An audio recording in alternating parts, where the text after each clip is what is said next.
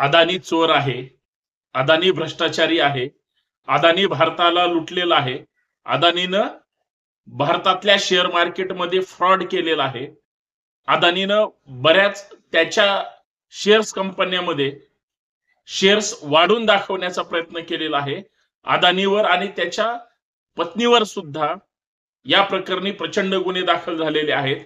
आता भारताच्या बाहेर सुद्धा अमेरिकेने सुद्धा अदानी हा भ्रष्टाचारी आहे, चोर आहे आणि म्हणून त्यांच्यावर भ्रष्टाचाराचा आरोप केल्याप्रकरणी आरोप सुद्धा त्या ठिकाणी केलेला आहे आणि तसा गुन्हा दाखल केलेला आहे आणि त्याचा अटक वॉरंट सुद्धा जाहीर झालेला आहे. अदानी कुठल्या तरी एका दाढीवाल्याचा मित्र आहे. भविष्यात अदानीला भारतातून पळून जाण्यासाठी सुद्धा तो दाढीवाला मदत करू शकतो. एक है तो नेक हैच्या गप्पा मारणारे आता भारताला विकायला लागलेले आहेत आणि भारताला उद्या विकलं तर भारताला चुना लावला, भारताला देशोधडीला लावलं, भारतातली गृहनिर्माण संस्था सुद्धा आता घशात घालण्याचं काम, अर्थात मुंबईतल्या धारावी सारखी प्रचंड मोठी झोपडपट्टी सुद्धा अदानीच्या घशात अर्थात मुंबई अदानीच्या घशात घालण्याचं काम दाढीवाली आणि त्यांची गँग करत आहे. आणि हेच फार मोठं दुखणं आज महाराष्ट्रामध्ये आणि संपूर्ण देशामध्ये आणि जगामध्ये सुद्धा त्या ठिकाणी निर्माण झालं. म्हणून अदानीच्या बरोबर पेकाडात केनियाने सुद्धा लाथ मारण्याचा त्या ठिकाणी निर्णय घेतला. म्हणजे 2 दिवसात 2 देशांनी जबरदस्त झटका देण्याचं काम गौतम अदानीला केलं. अदानीची आणि तुमची माझी दुश्मनी नाही, परंतु अदानी हा देशाचा दुश्मन आहे आणि देशाचे दुश्मन हे भ्रष्टाचाराने घाणेरड्या नाते संबंधातून किंवा या देशाला ज्यांनी ज्यांनी चुना लावलाय त्याच कळपामध्ये अदानी सुद्धा बसून आमचा संपूर्ण देश इथल्या सत्ताधारी व्यवस्थेने ज्या भांडवलदारांच्या घशात घालण्याचा निर्णय घेतलाय त्याला आमचा विरोध आहे. म्हणून अदानीला विरोध आहे. मित्रांनो, या प्रमुख विषयावर चर्चा करायची. 1 मिनिट सुद्धा हा व्हिडिओ थांबू नका, शेवटपर्यंत हा व्हिडिओ पहा. सगळ्यात महत्वाचं, आपलं हे लाडके युट्यूब चॅनल, फेसबुक असेल, इंस्टाग्राम असेल, संतोष शिंदे ऑफिशियल, आपण जास्तीत जास्त सबस्क्राईब करावं, फॉलो करावं, सगळ्यात महत्वाचं जास्तीत जास्त शेअर करावं आणि तुम्ही आम्ही कनेक्ट राहावं एवढीच माफक अपेक्षा आहे. आणि इतर व्हिडिओ आवडले तर पाहत चला, मोठे व्हिडिओ शेवटपर्यंत पाहावेत एवढीच माफक अपेक्षा आहे. तुम्हाला आठवत असेल की नॉर्थर एडिसन किंवा हिंडनबर्ग रिपोर्ट ज्यावेळेस परदेशातून भारतामध्ये तिकडे प्रसिद्ध झाला आणि त्याच्या बातम्या ज्यावेळेस भारताच्या कानावर आल्या आणि ज्यांची पोलखोल करण्याचं काम त्या हिंडनबर्ग रिपोर्टच्या माध्यमातून झालं, त्यावेळेस या आपल्या भारतातले सगळे शेअर्स गडबडले होते. त्याच्यामध्ये काय सांगितलं होतं की अदानी हा फ्रॉड माणूस आहे. अदानीने शेअर्सच्या किमती, पडलेल्या शेअर्सच्या किमती सुद्धा वाढवून त्या ठिकाणी चालवलं. एवढंच काय की शेअर्स जर जास्त त्या ठिकाणी मार्केटमध्ये दाखवण्यासाठी त्यांनी कमी अधिक प्रमाणात त्याच्यात छेडखानी सुद्धा प्रयत्न केलेला आहे आणि याबद्दल त्याच्या संपूर्ण परिवारावर गुन्हे सुद्धा दाखल झालेले आहेत. म्हणजे आमच्या इथले शेअर्स धारक, आमच्या इथले सर्वसामान्य माणसं 2 रुपये मिळतील ह्या अपेक्षेने अदानीच्या शेअर्स मध्ये त्या ठिकाणी गुंतवणार. अदानी मात्र जगातला सगळ्यात श्रीमंत व्यक्ती होण्याच्या हव्यासापोटी भारतातल्या मायबाप जनतेला त्या ठिकाणी चुला लावणार. हे चालणार नाही.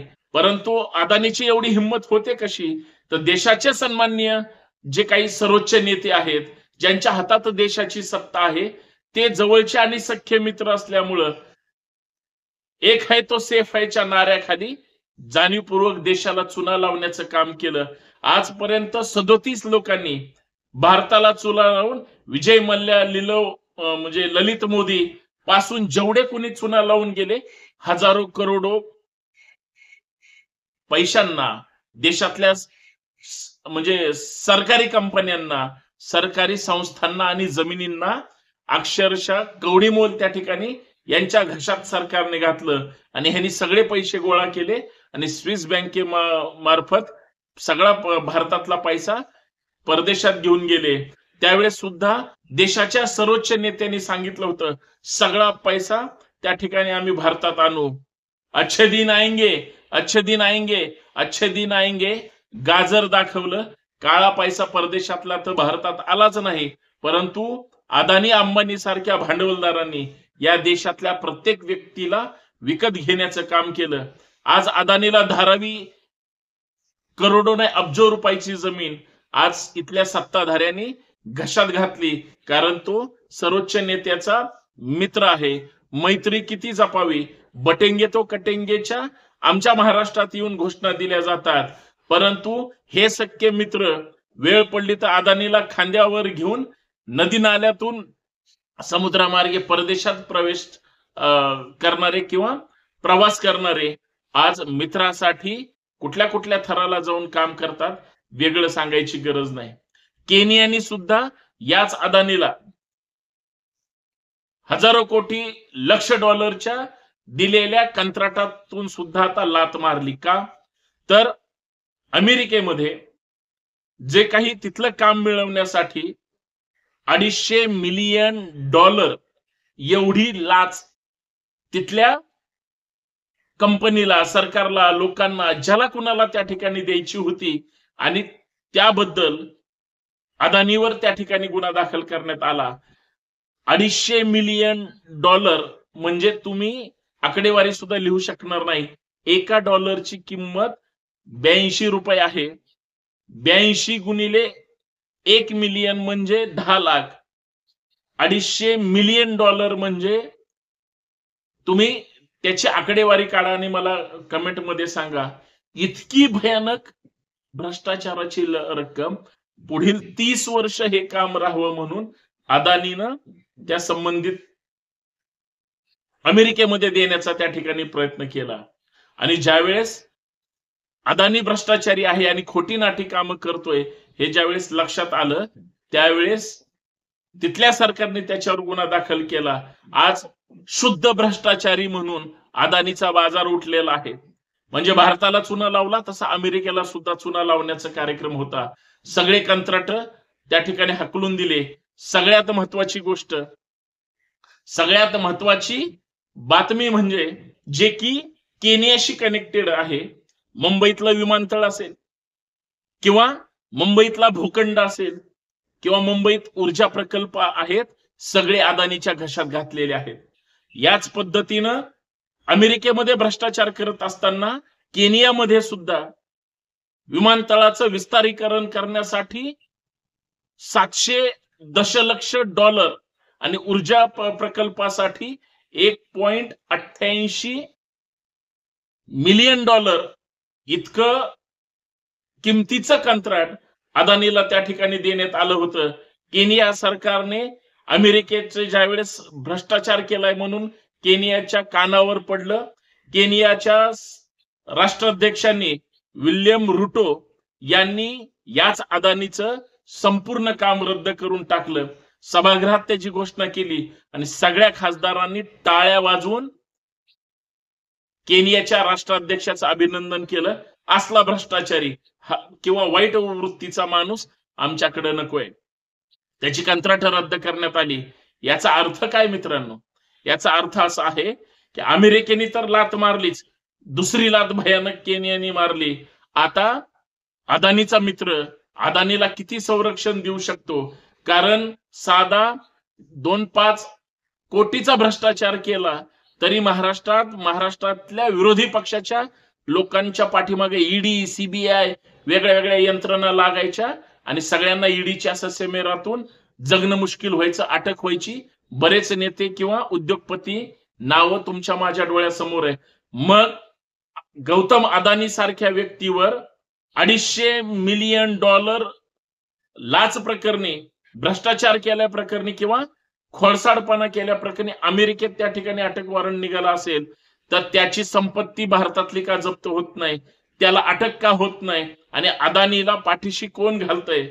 एवढं मोठं कुठलं असं त्या ठिकाणी भयानक यंत्र आहे की अदानी पर्यंत कोणीच पोहोचू शकणार नाही. किंवा हिंडनबर्गच्या रिपोर्टनुसार जी काही माहिती पुढे आली होती त्यावेळेस सुद्धा कुठलाही गुन्हा दाखल झाला नव्हता. आज जर सरकारमध्ये खरीच नैतिकता असेल, खरंच जर नेत्यांमध्ये हिंमत असेल, मैत्री बाजूला ठेवा, तमाम भारतीयांचा सन्मान, अभिमान, भारतीयांची अस्मिता अदानीनं जर घाण ठेवली असेल आणि भारताला जर बदनाम केलं असेल, तर असल्या अदानीला कोण पोचतंय हा सुद्धा एक संशोधनाचा विषय. मला एवढंच सांगायचंय की छोटे मोठे उद्योग व्यवसाय करणारे किंवा इकडून तिकडून 2 रुपये जमून उद्योग व्यवसायात टाकून 4 पैसे आपल्या प्रपंचासाठी किंवा शून्यातून विश्व निर्माण करणाऱ्याच्या पाठीमागं हे सरकार ससेमिरा लावतं, त्यांचं जगणं मुश्किल करतं. पण भांडवलदार अदानी अंबानी ह्यांची घरं भरण्यासाठी सरकार त्यांच्या समोर लाचार होतं. आज महाराष्ट्राची तर आबरू घालवलीच, भारताची तर आबरू घालवली, उद्या सरकारची आबरू अदानीनं घालवू नये यासाठी महामहिम देशाचे नेते काय निर्णय घेतात हे फक्त पाहणं गरजेचं आहे. फक्त मैत्रीचे संबंध पळवून लावण्यासाठी साता समुद्रापार मदत होऊ नये एवढीच अपेक्षा आणि तमाम भारतीयांना चुना लावू नये एवढीच आपण सरकारचरणीच प्रार्थना करू शकतो. बाकी काय करू शकणार आहे. मित्रांनो, धन्यवाद. व्हिडिओ आवडला तर जास्तीत जास्त शेअर करा, इतर व्हिडिओ पाहण्याचा प्रयत्न करा आणि चॅनल जास्तीत जास्त सबस्क्राईब करण्याचा प्रयत्न असू द्या. धन्यवाद. आणि वेळोवेळी कमेंट करत जा, आपण कमेंटवर चर्चा करत जाऊ, विषय सुचवत जा, बोलत राहू. शिंदे बोलणार.